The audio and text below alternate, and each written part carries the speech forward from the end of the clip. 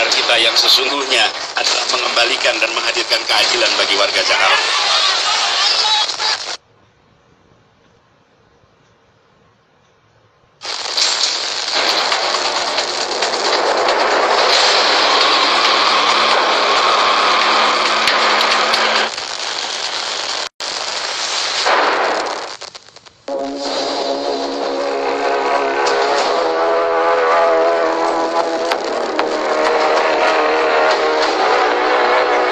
Tanggal 19 April 2017 adalah momentum istimewa, bukan saja bagi warga Jakarta, namun efeknya juga terasa bagi seluruh rakyat Indonesia.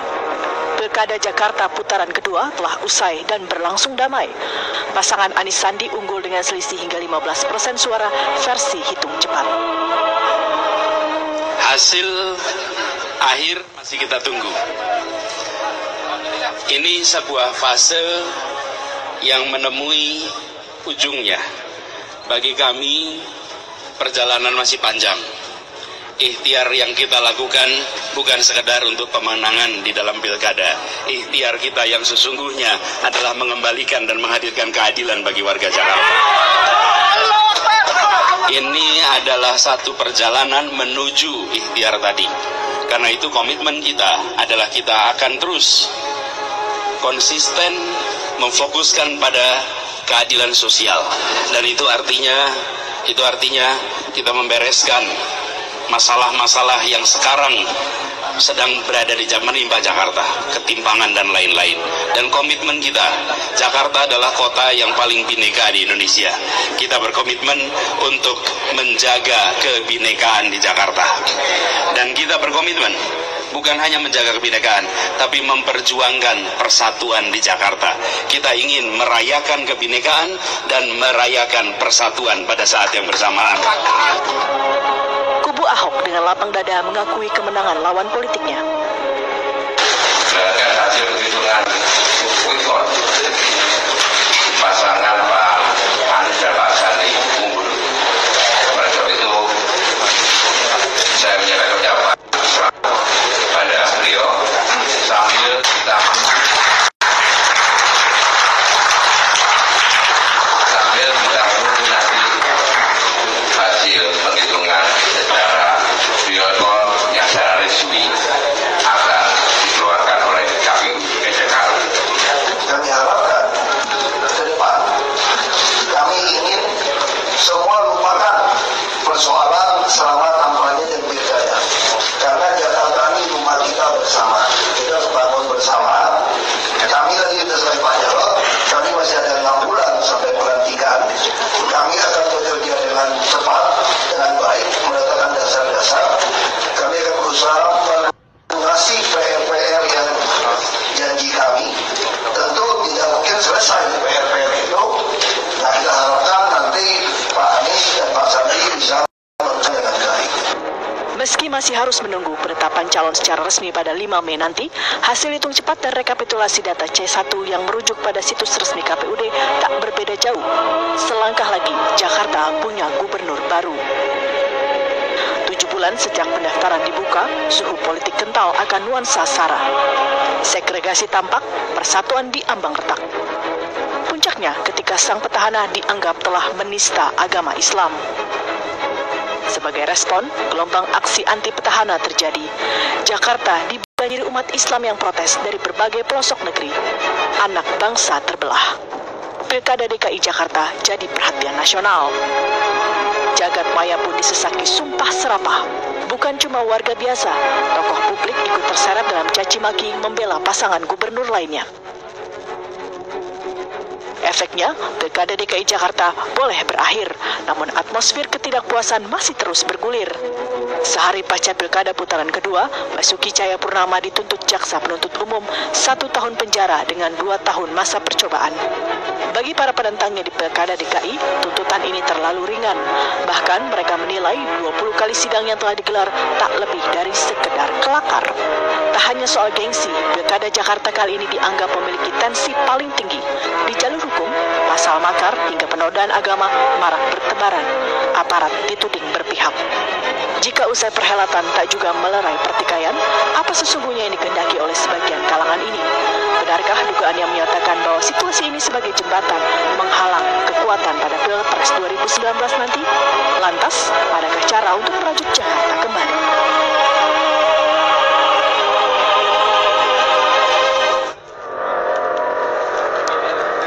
Mari kita tak menghafal Pancasila sebagaimana orang-orang tak menghafal rumus kimia oksigen, tetapi setiap saat menghirup oksigen. Mari kita tak menghafal Pancasila daripada kita seperti hafal nama-nama kucing tetangga, tetapi kalau mati karena kelaparan kita tak tahu. Mari kita tak menghafal Pancasila kalau itu berarti kita menghafalkan rasa sakit hati kita kepada orang-orang yang kita hafalkan. Mari kita tak menghafal Pancasila sebagaimana orang tak menghafal rumus kimia oksigen tetapi setiap saat menghirupnya. Mari kita tak menghafal Pancasila percuma sebagaimana menghafal kucing tetangga, tapi ketika dia mati kelaparan kita tak tahu. Mari kita tak menghafal Pancasila kalau itu harus berarti menghafalkan sakit hati kita kepada orang-orang yang kita hafalkan.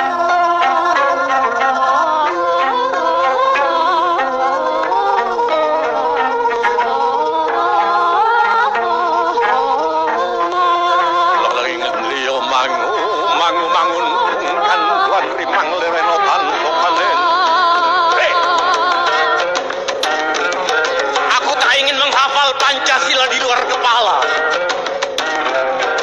Aku tak ingin pula menjadikan Pancasila menjadi batu di kepalaku.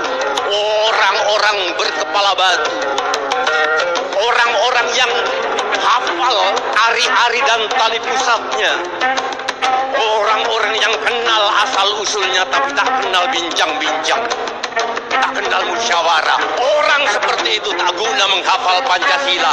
Orang seperti itu sama halnya menghafal rumus kimia oksigen tetapi menjadi biang kerok rakyat kurang oksigen.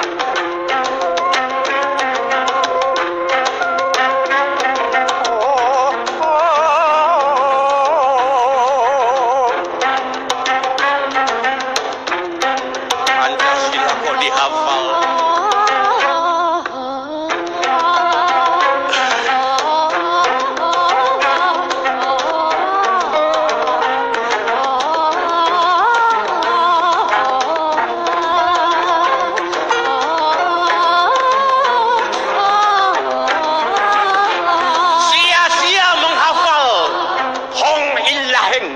Tiada Tuhan selain Heng.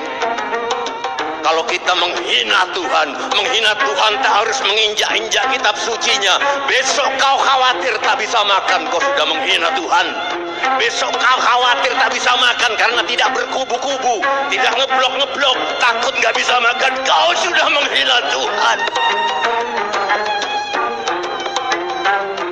Oh, Santi.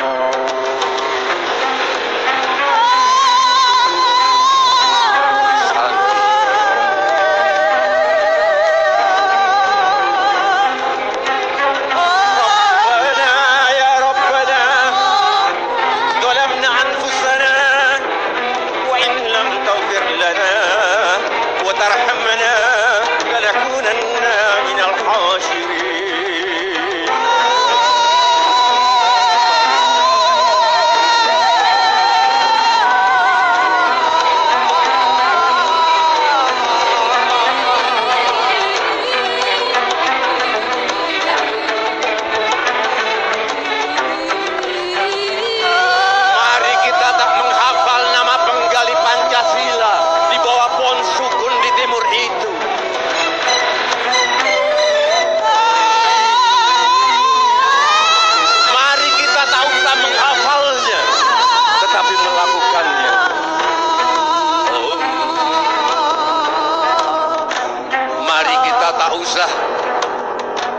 menghafal nama penggali Pancasila, kita hanya bersyukur penggali Pancasila si Bung Putra Sang Fajar hidup di saat itu, sehingga ketika menggali Nusantara yang muncul Pancasila. Kalau si Bung hidup hari ini menggali Indonesia, yang muncul adalah air mata.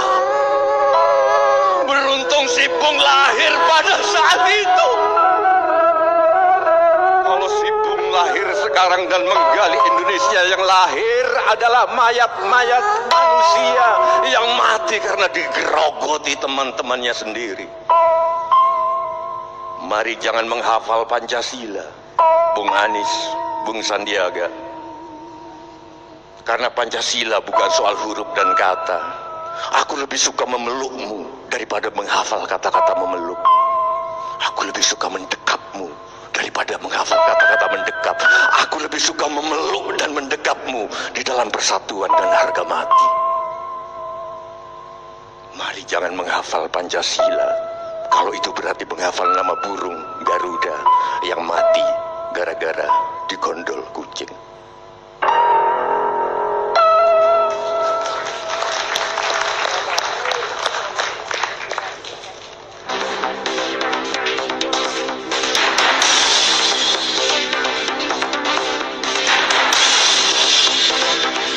Indonesia Lawyers Club edisi malam ini hadir kembali dengan tema Merajut Jakarta Kembali.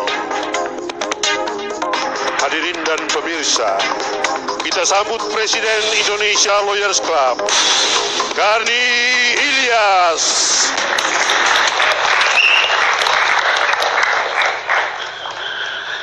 Pemirsa, sekarang kita ketemu lagi. Setelah 5 bulan kita tidak berjumpa, hari ini kita bisa berjumpa lagi. Banyak yang bertanya, apakah LC sudah dibredel atau LC sudah dimatikan? Sekali lagi terpaksa saya jawab bahwa tidak ada yang membredel LC, tidak ada yang melarang LC.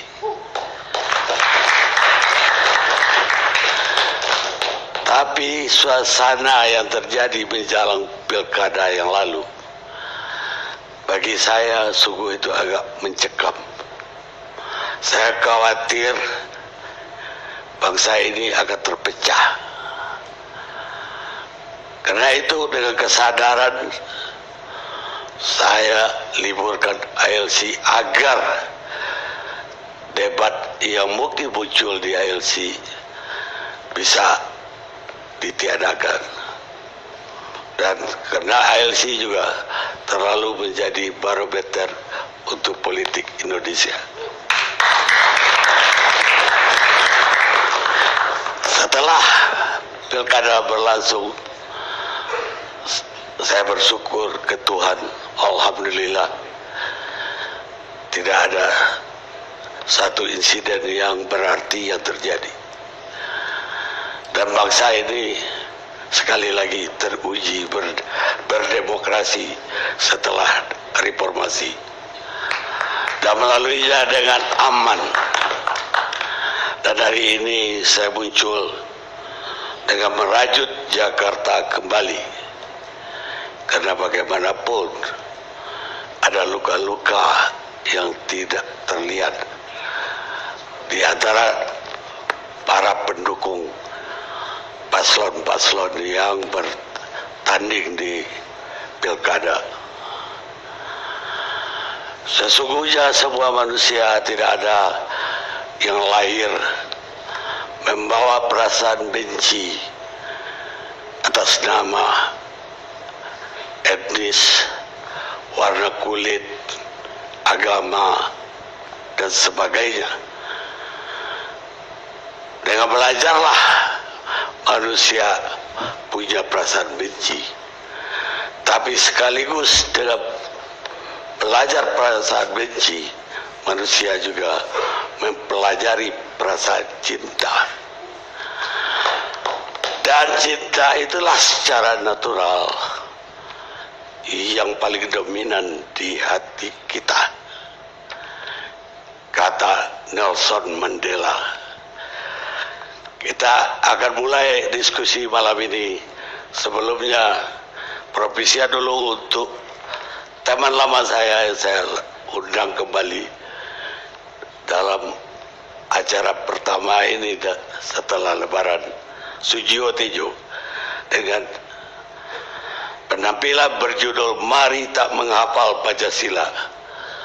Malam ini yang tidak hanya muncul Sujiwo Tejo, tapi juga dengan pasangan-pasangan barunya, yaitu Tia Subiakto dan Safina Nadisa.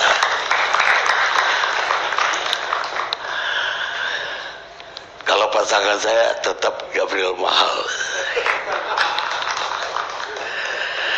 Pertama-tama tentu kita harus ucapkan selamat dulu untuk gubernur dan wakil gubernur terpilih Pak Anies Baswedan dan Sandiaga Uno. Selamat atas kemenangan dari pasangan ini kemarin. Sebagai pemenang tentu saya ingin bertanya sama Mas Anies dulu lah.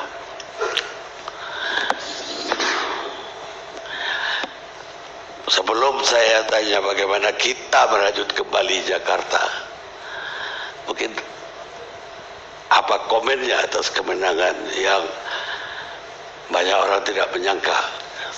Silakan. Terima kasih Bang Karni dan Bapak Ibu, teman-teman semua.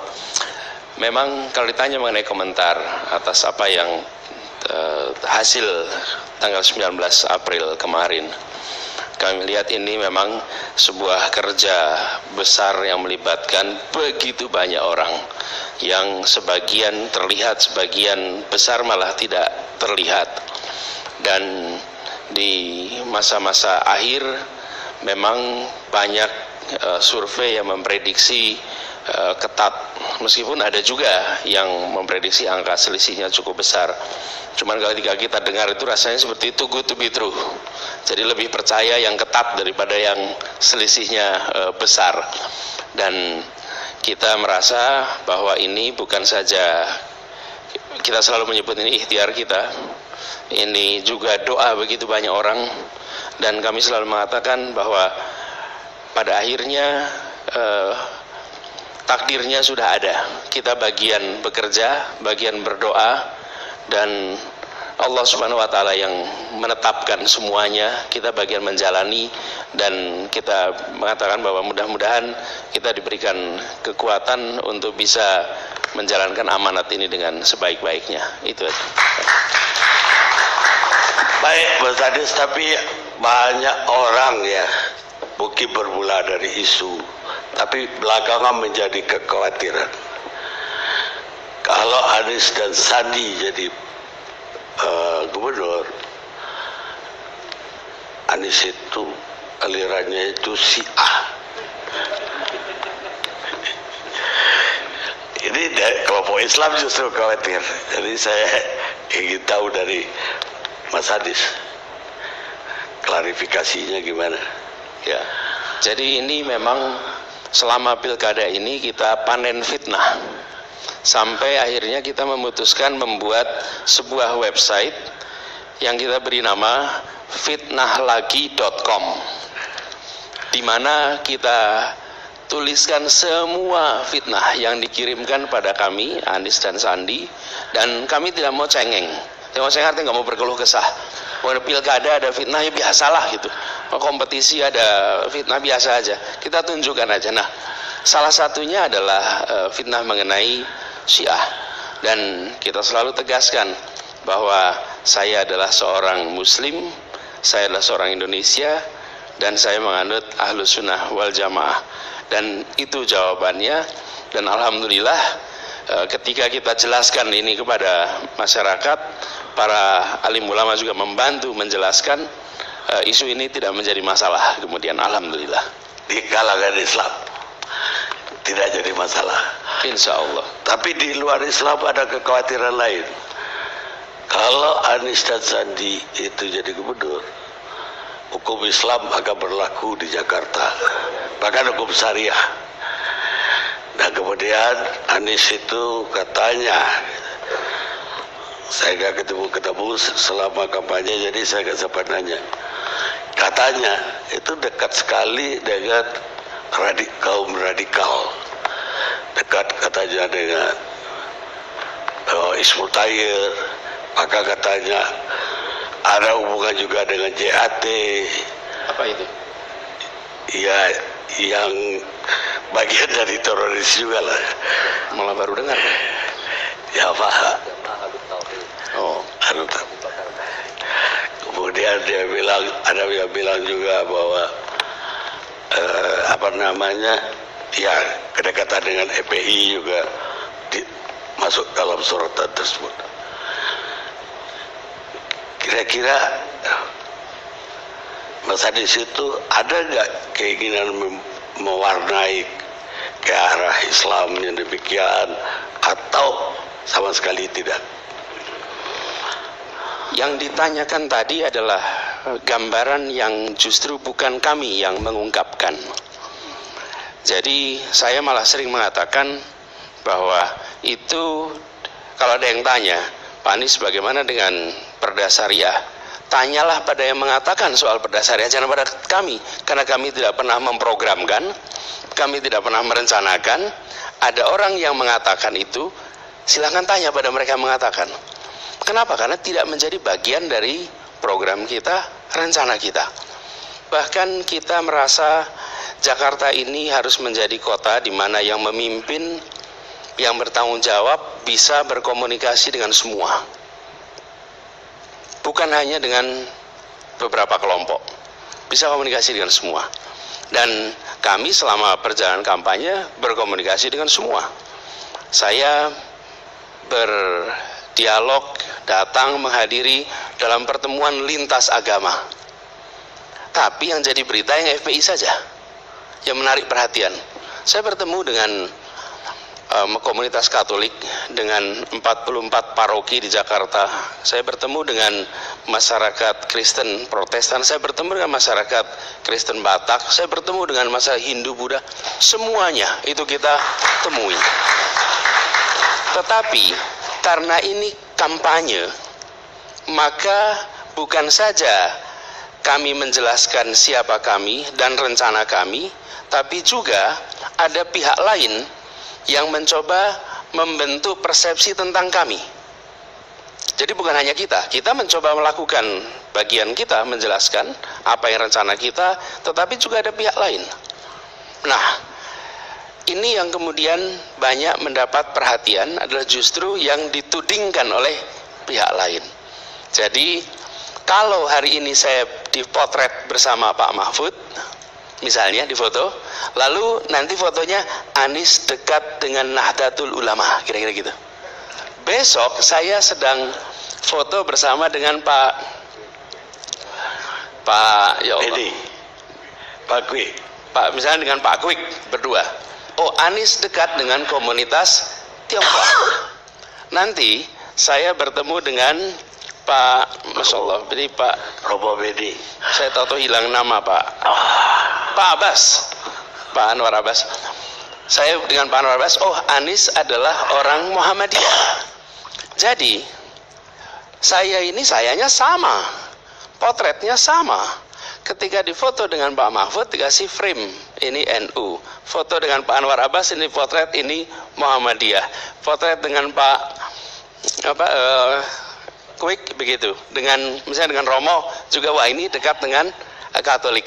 Jadi menurut saya nanti lawan atau siapapun berkepentingan untuk menonjolkan frame yang mana. Nah, alhamdulillah ini sudah lewat. Jadi kalau sekarang itu kita menganalisa peristiwa kemarin.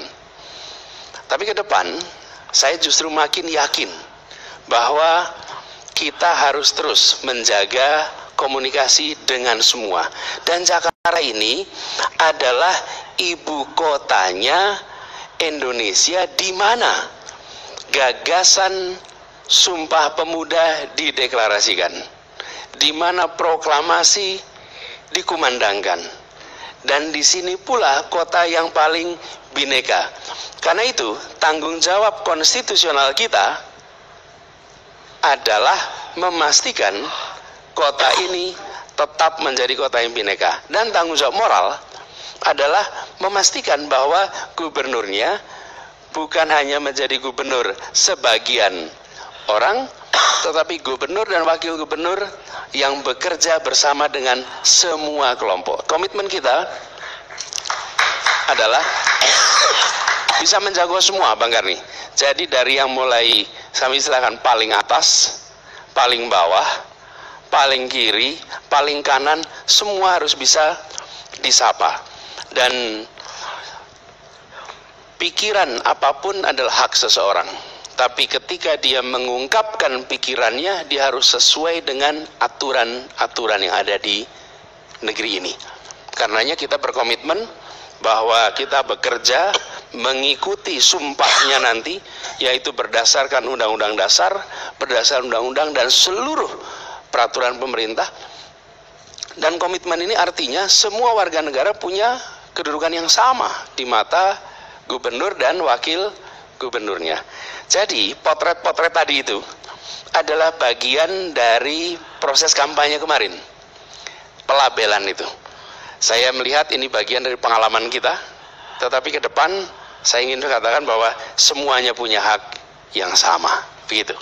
Baik, itu kan sudah berlalu ya. Dan Mas Hadis bersama Mas Sandi itu sekarang udah menang. Masih terluka atau bisa dimaafkan? Bagaimanapun serangannya kan cukup keras. Betul. Kalau kami dari kemarin, semua serangan sekeras apapun kita jawabnya dengan guyon, Pak. Bahkan kita sampai buat tweet jahat. Tweet jahat itu adalah kita merespon kepada reaksi keras di masyarakat secara rileks, secara santai. Dan fitnah-fitnah pun kita nggak baper, kita buatin website aja. Kalau ada yang tanya, silahkan lihat di fitnahlagi.com. Sekarang nggak tahu angkanya berapa. Sekarang hampir 100 ya. Minggu lalu sekitar 94. Jadi sesudah pilkada pun masih tambah fitnahnya itu rupanya. Masih ada? Masih tambah. Tapi kami melihatnya begini, yang sudah lewat, sudah lewat. Karena pilkada kemarin semuanya, baik pihak nomor 3 maupun pihak nomor 2, ada yang mengkritik, ada yang menyerang. Dan kita harus sadar ini bukan barang baru. Kalau masuk ikut pilkada, ikut pemilu, lalu terkejut-kejut karena ada fitnah, ada serangan, malah aneh, Pak. Biasa-biasa aja kita melihat itu. Jadi insya Allah yang sudah lewat-lewat dan kita siap untuk terus kerja bersama dengan siapapun. Bisa nggak saya dapat jaminan bahwa Mas Hadis itu dalam tugasnya ke depan benar-benar tidak menguntungkan yang kelompok yang mendukung Mas Anies dan tidak merugikan kelompok yang kemarin melawan Mas Anies? Saya tidak melihatnya dalam konteks menguntungkan atau merugikan. Kami komitmennya adalah bekerja untuk menghadirkan keadilan di Jakarta. Dan kita merasakan memang ada ketimpangan. Tadi siang, Bang Gani, kami dengan teman-teman media itu selamatan lah gitu. Kumpul-kumpul, tasakuran. Teman-teman media itu cerita, Mas.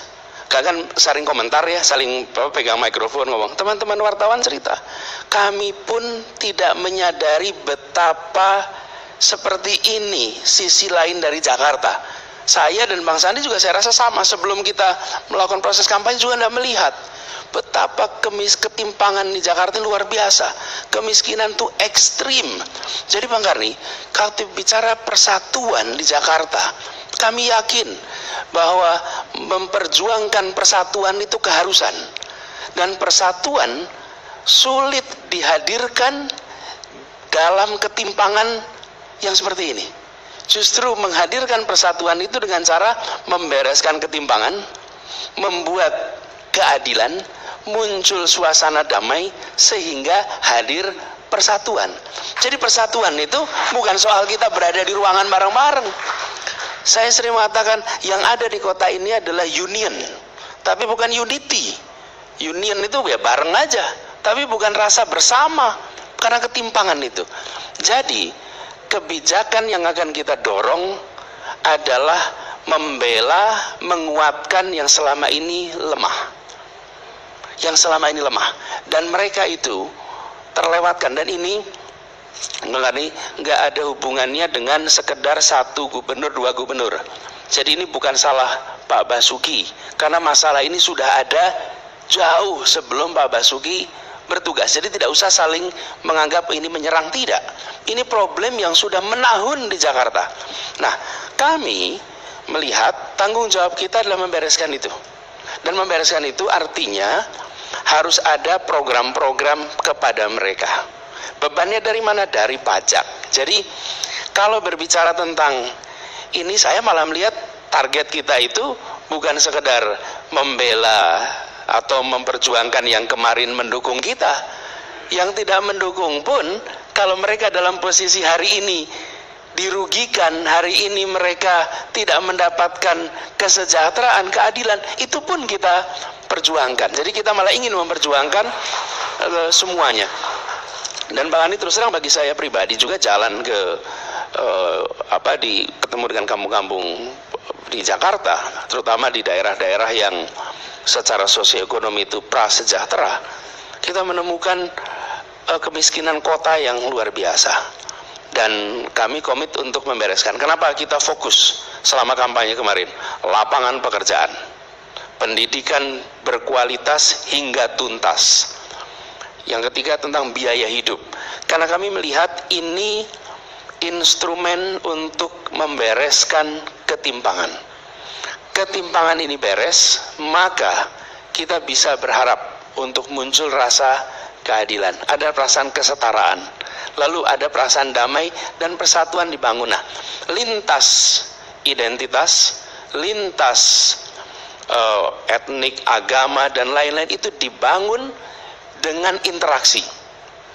Karena itu kami merencanakan program yang dibangun itu bukan sekedar pemerintah bekerja atau dana CSR didatangkan, tetapi yang kita ingin lakukan adalah membangun interaksi antar warga di Jakarta. Karena interaksi antar warga sekarang ini tidak terbangun. Jadi mereka yang bekerja dengan yang sudah bekerja mapan dengan mereka yang miskin, interaksinya minim. Termasuk ini Bang Gani, yang sering kita tidak sadari, sebenarnya salah satu alat untuk membuat interaksi itu adalah transportasi umum. Hari ini kita semua datang ke ALC, saya jamin di ruangan ini semuanya naik kendaraan pribadi, milik pribadi, atau kendaraan pribadi yang berfungsi sebagai angkutan umum. Tapi angkutan massal jarang. Yang naik angkot datang ke sini, enggak.